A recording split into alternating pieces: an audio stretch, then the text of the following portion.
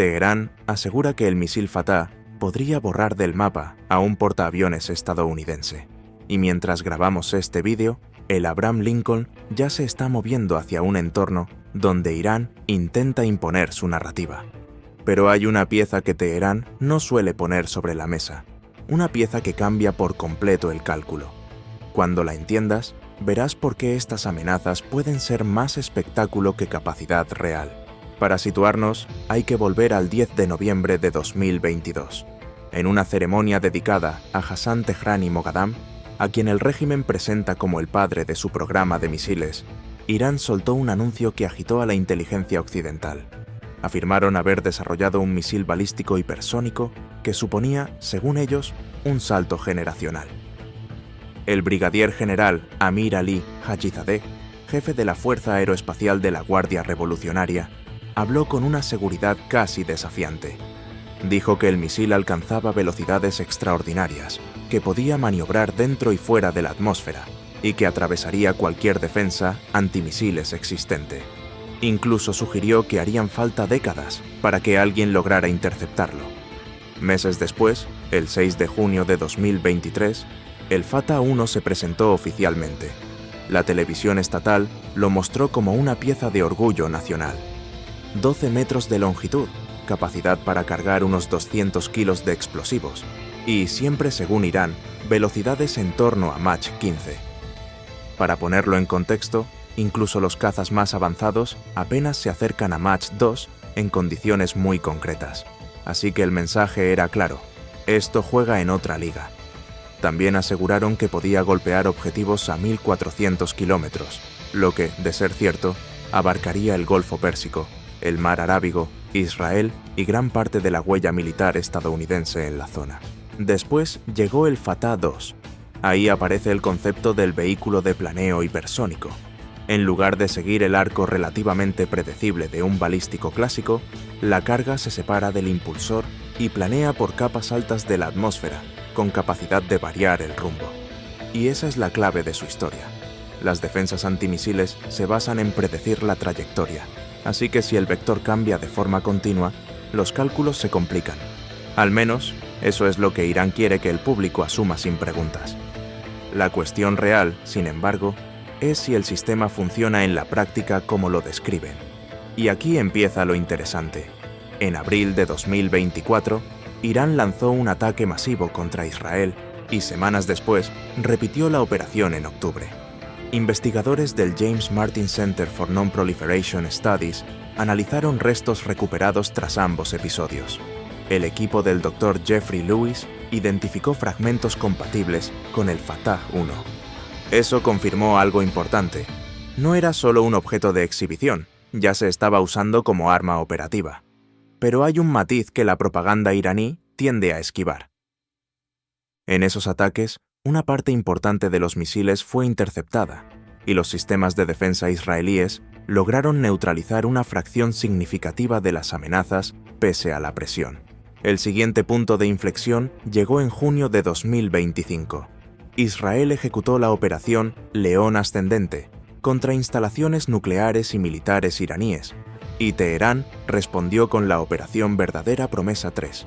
Más de 150 misiles balísticos y más de 100 drones lanzados hacia Israel, incluyendo varios Fatah.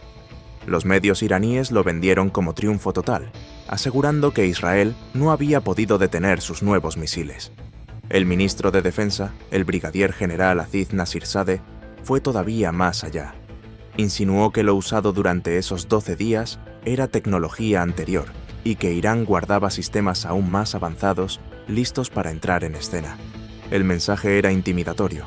Esto solo fue una muestra. Pero aquí llega el primer giro que cambia el tablero.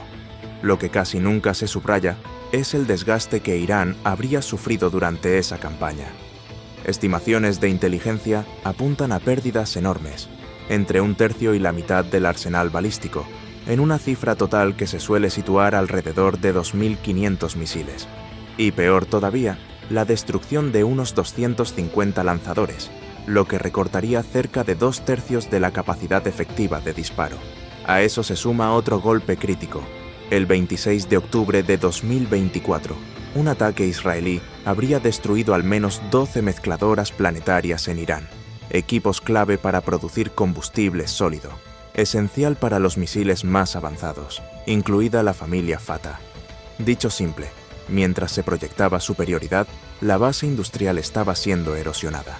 Con ese contexto, entra el Abraham Lincoln, un portaaviones clase Nimitz, acompañado por 3 destructores de escolta, llegó recientemente al teatro y colocó poder naval estadounidense dentro del radio que Irán presume dominar.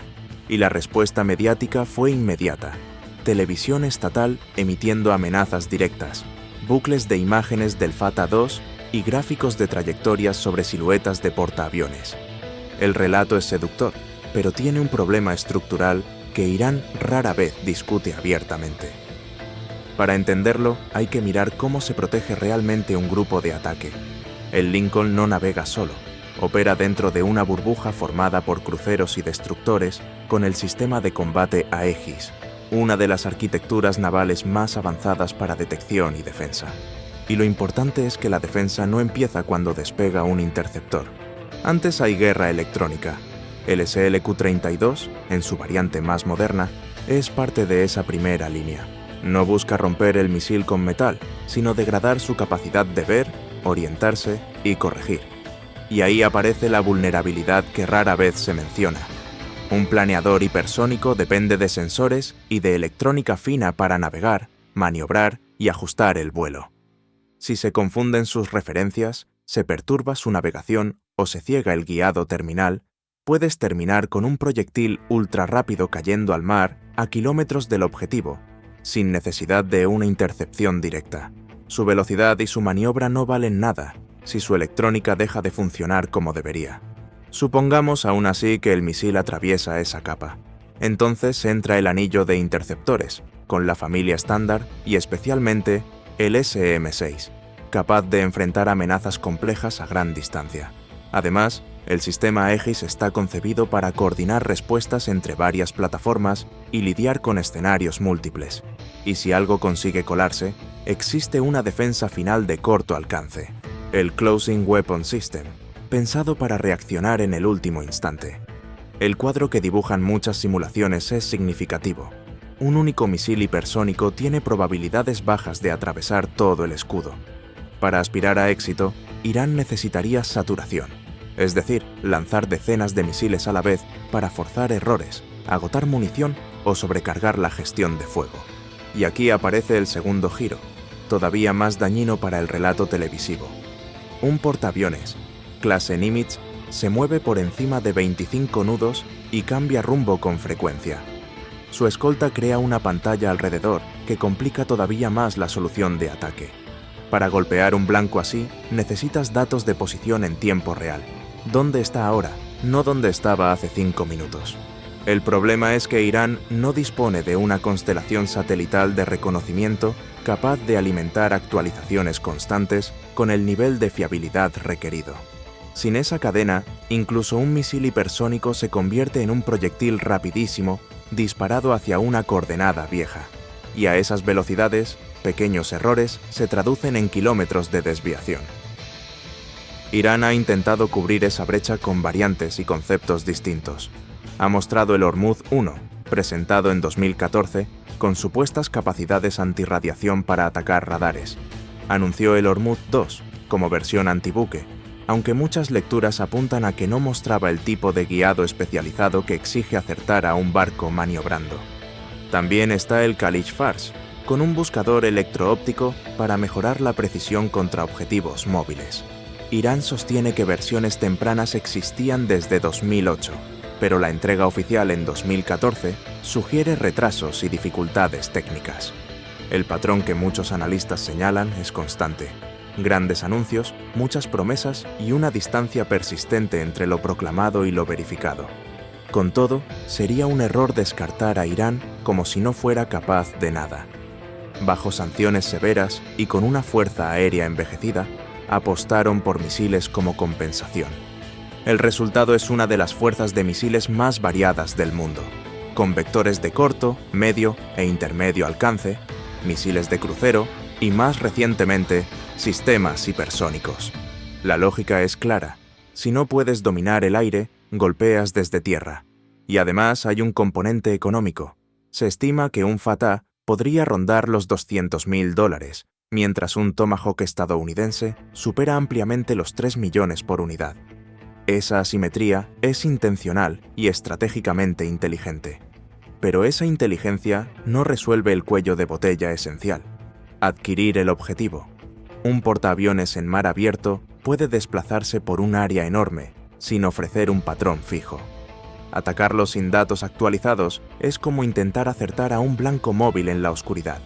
Harían falta satélites con cobertura adecuada, comunicaciones seguras para transmitir datos a lanzadores y una cadena de mando capaz de procesar y actuar en tiempo real. No hay evidencia pública de que Irán disponga de esa infraestructura al nivel que exige una operación antibuque moderna contra un grupo de ataque. Lo que sí tiene Irán es una maquinaria de propaganda eficaz. La televisión estatal repite la idea de invencibilidad del Fatah con imágenes potentes y gráficos diseñados para imponer miedo. Pero proyectar poder no es lo mismo que tener poder utilizable. En muchos sentidos, esto parece disuasión psicológica, compensar debilidades convencionales y daños acumulados con una narrativa de fortaleza. En el lado estadounidense, el Abraham Lincoln no es solo un símbolo. Lleva alas embarcadas con F-35C y F-A-18, capacidad de ataque y patrulla, y escoltas con inventarios de misiles que incluyen armas de ataque terrestre a larga distancia. El despliegue recuerda a momentos recientes en los que Estados Unidos reforzó defensas regionales, anticipando represalias tras ataques a infraestructura sensible. Al mismo tiempo, la inteligencia vigila producción, lanzadores y mando y control iraníes y busca precisamente esas brechas en posicionamiento en tiempo real que definirían si una amenaza es práctica o solo retórica. Hay además elementos inquietantes que se mencionan a menudo en informes: trabajos orientados a ojivas no convencionales, incluyendo capacidades químicas o biológicas, y aspiraciones previas a la campaña de 2025 de alcanzar un arsenal cercano a 8.000 misiles balísticos. Esos planes se han visto golpeados por pérdidas recientes, pero la ambición no desaparece de un día para otro. Y está el factor de los proxies. Irán ha transferido variantes de misiles a actores aliados como Hezbollah y milicias en Irak, según fuentes iraníes y libanesas, desde 2014, con reportes que empujan el inicio de envíos incluso a años anteriores. Eso dispersa la amenaza en múltiples puntos de lanzamiento. Los hutíes en Yemen ya han demostrado capacidad para atacar tráfico marítimo con drones y misiles suministrados por Irán, ampliando el tablero más allá de las fronteras iraníes. Aún así, el problema central se mantiene. Sin datos fiables de localización en tiempo real, las especificaciones sobre el papel se vuelven mucho menos decisivas contra objetivos móviles y protegidos. Por eso los mercados, el Pentágono, contratistas y armadas aliadas observan con lupa las afirmaciones versus la evidencia. La cuestión no es si el Fatah suena impresionante. La cuestión es si Irán puede usarlo de forma consistente y efectiva contra un grupo de ataque que maniobra, se protege en capas y despliega guerra electrónica avanzada. En perspectiva, el Fatah es un logro notable para un país bajo sanciones, pero hay una diferencia entre poseer un arma sofisticada y poder emplearla con éxito contra el objetivo naval mejor defendido del planeta. La velocidad y la maniobra significan poco sin infraestructura de detección, seguimiento y mando y control. Y en ese punto es donde el relato de Teherán pierde fuerza frente a la realidad operativa. Eso no significa que el riesgo sea cero. Un ataque combinado de saturación, con oleadas masivas de drones, junto a misiles balísticos y de crucero, podría forzar a las defensas a trabajar al límite. Pero ejecutar algo así exige recursos, coordinación y capacidad de lanzamiento sostenida, precisamente lo que Irán habría visto degradado tras pérdidas recientes. Mientras tanto, el Abraham Lincoln continúa su misión. Sistemas defensivos activados, aviación preparada, escoltas formando la burbuja. Y aunque la televisión iraní repita que el Fatah 2 puede aniquilar portaaviones, la guerra naval moderna tiende a castigar las promesas que no vienen acompañadas de infraestructura real. Al final, si esto se mueve hacia un choque directo, contará mucho más lo verificable que lo proclamado, y en ese cálculo, el equilibrio favorece claramente al grupo de ataque del Abraham Lincoln.